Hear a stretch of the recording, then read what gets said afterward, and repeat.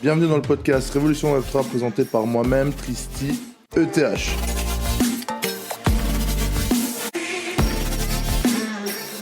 Aujourd'hui, on va parler du marché, de ce qui s'est passé cette nuit avec le Bitcoin qui a perdu 16 000 $ en environ 10 minutes. Mais avant ça, je vous rappelle que j'ai un groupe privé, un groupe où j'accompagne les gens de A à Z, où je suis là pour former les gens, je suis là pour les faire avancer dans le Web3, que ce soit les mêmes coins, la crypto, les NFT, etc. Et ce groupe-là, vous le retrouvez autour de ce podcast. Pour moi, je pense que quand le marché est comme ça, c'est important d'être accompagné. Je sais qu'énormément de personnes qui sont seules sur le marché ont eu tellement peur qu'ils ont paniqué. Donc voilà, c'est pour ça que je parle de ce groupe au début de ce podcast. Donc premièrement, comme j'ai dit au début, le Bitcoin est passé de 120 000 environ à 104 000 en une dizaine de minutes. Donc il a perdu 16 000 $, voire plus que 16 000 $ en une dizaine de minutes. Tout simplement parce que Trump a renvoyé la balle à la Chine en mettant des tarifs à 100% à partir du 1er novembre. La plupart des personnes qui se sont fait avoir et qui se sont fait sortir du marché actuellement, c'est les retail et les particuliers qui ont vendu par peur.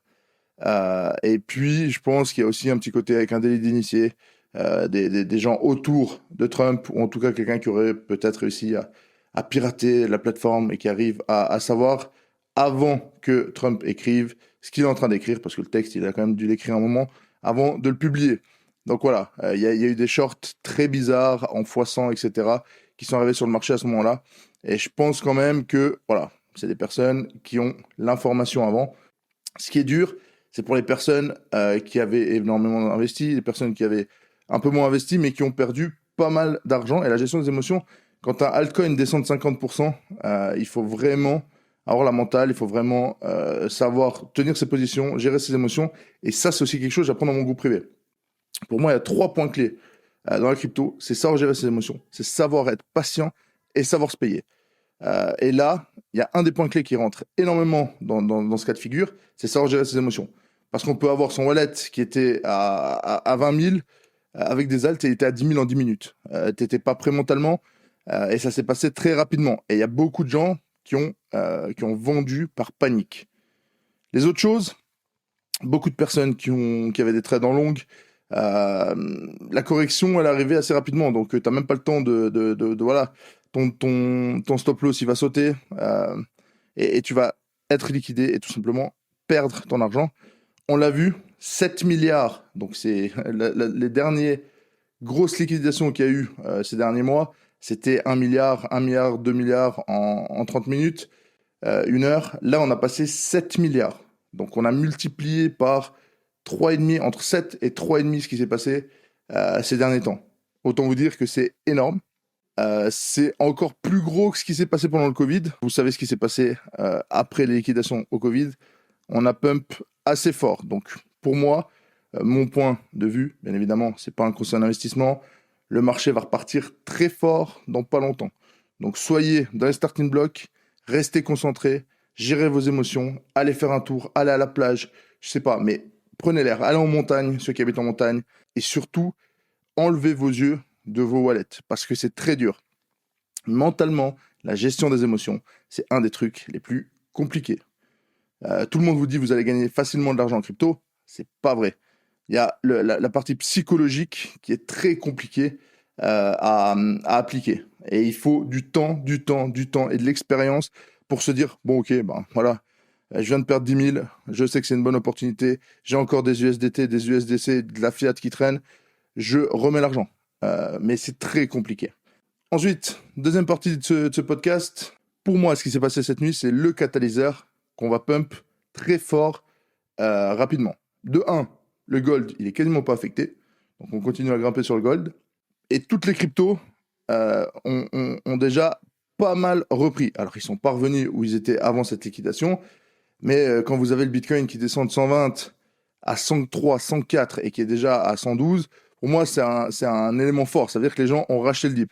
Il y a les gens qui ont fait du panic sell et qui sont sortis du marché et qui ont perdu leur position, qui ont perdu leur point d'entrée et qui ont tout perdu dans le coup là, qui sont sûrement dégoûtés de la crypto, qui vont arrêter la crypto et qui vont probablement racheter ou avoir du FOMO au moment où on sera à 135 000 en se disant, mais mec, j'étais dans cette position à, j'en sais rien, à 110 000, j'avais longue et je me suis fait sortir parce qu'on est descendu jusqu'à 103, peu importe, les chiffres sont aléatoires, mais c'est que vous compreniez avec un exemple et qui vont re-rentrer à 135 000 en se disant, bon, j'ai loupé cette fois, mais là, il va aller encore plus haut, ils vont réinvestir de l'argent et voilà, ils auront loupé un gap de 25 000 dollars si on prend sur le Bitcoin.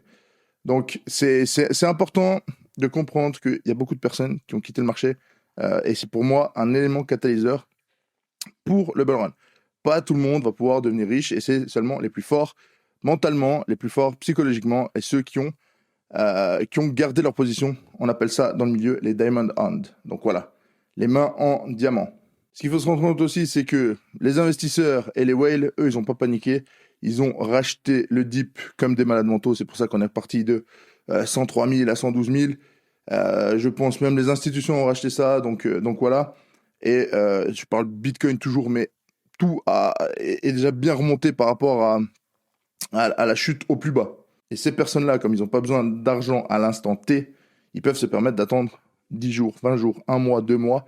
Et ils ont simplement baissé leur prix d'entrée ou amélioré leur prix d'entrée ou eu plus de tokens de n'importe quel crypto, de n'importe quel même, grâce à ce dip-là. Et là, je peux vous garantir aussi qu'il y a beaucoup de normies qui sont pas dans un groupe, qui sont pas du tout prêts, qui ont vu passer la crypto sur TikTok, YouTube, Instagram, et qui se sont dit, vas-y, je vais me lancer, et qui ont 1, 2, 3 semaines, 1 mois, 4 mois dans la crypto, et qui se sont dit, bon, c'est comme ça le marché de la crypto, c'est fini pour moi, je sors, je veux plus rien savoir. Et voilà, ils ont perdu de l'argent, ils ont tout vendu, la crypto aujourd'hui c'est une arnaque pour eux, ils vont parler à leur entourage que c'est une arnaque, alors que c'est de la gestion des émotions. Comme j'en parlais avant, il faut gérer ses émotions. Mais c'est très compliqué quand tu as très peu de temps sur les cycles crypto de te rendre compte ce qui se passe, de comprendre ce qui se passe. Et avec l'expérience, je peux vous garantir, gestion des émotions, vous sortirez gagnant. C'est ce que j'explique dans le groupe, je l'ai déjà dit avant, mais les membres de mon groupe, ils ont appris énormément de choses. Ceux qui sont là depuis plus d'une année, ils ont appris la gestion des émotions, ils ont appris la patience et ils ont appris à savoir se payer. Et dans la crypto, sans ces 3 choses-là, c'est très très compliqué de réussir à sortir de l'argent et de gagner de l'argent. Troisième et dernière partie de ce podcast, il n'y a pas simplement le Bitcoin, l'Ether et le Solana qui a divisé, il y a aussi énormément de alt. Je peux penser à Tao, je peux penser à plein de cryptos. Et ce qui est complètement fou, mais là, ça prouve tout de A à Z, c'est que la plupart des gros memecoins ont moins pris cher que les alt. En français, ça donne quoi? Les gens qui sont sur les memecoins, comme je le suis dans mon groupe privé et comme je suis en personne, ont beaucoup plus l'habitude à des chutes. Donc, leur gestion des émotions est beaucoup plus haute que les personnes qui sont dans les alt. Et qu'est-ce qui s'est passé? Les personnes qui sont sur les mêmes coins, ils ont gardé leur sang-froid, certains ont vendu, mais ils ont la plupart gardé leur sang-froid et racheté le dip. Tandis que sur les alt, les gens ont vu que ça vendait, ils ont vu que le Bitcoin descendait, ils se sont dit on va aller à zéro, il faut tout vendre le plus rapidement possible, et ça provoque des ventes en cascade. Et surtout, en fait, les gens, il y a des télégrammes, il y a des trucs qui te disent, ok, des groupes Telegram avec des milliers d'abonnés dessus, des dizaines de milliers, voire des centaines de milliers, qui te disent, bon, on est en bear market, donc tu as tout le monde qui ferme leur position, tout le monde qui vend son spot, qui revient en francs suisses, en euros, en USD, donc en dollars. Voilà, et c'est ça, c'est ça qui s'est passé hier, et c'est pour ça, et on le voit dans ce cas de figure, que les gens qui sont sur les mêmes coins sont beaucoup plus habitués à ça, à ces chutes, que les gens qui sont sur les altcoins. Et dans le cas de figure-là, c'est pas que sur BTC, Solana et Ether qu'il faut se repositionner. Il y a des mêmes coins qui ont perdu aussi du 30%, donc un peu moins que le 50-60% sur certains alt, et c'est ces mêmes coins-là qui peuvent repartir encore plus fort. Tout simplement parce que c'est plus volatile.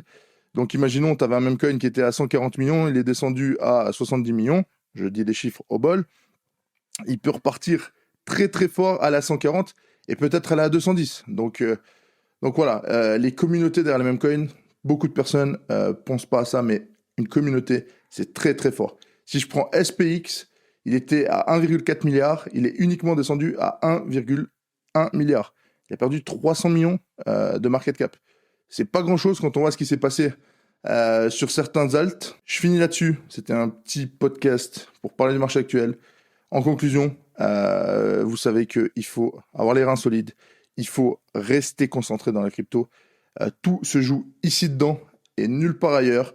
Si vous avez la tête, que vous savez gérer vos émotions, que vous avez la possibilité de laisser un peu d'argent à chaque fois en fiat, en USDT, en USDC, et que vous pouvez rentrer dans le marché au moment-là, vous avez tout ce qu'il vous faut pour réussir en crypto. Et non, je vous le dis, on n'est pas en bear market. On n'est absolument pas en bear market. Pour moi, on est beaucoup plus proche aujourd'hui d'un bull run de ce qu'on était il y a 48 heures. Et le catalyseur a été cette liquidation. On va partir très haut.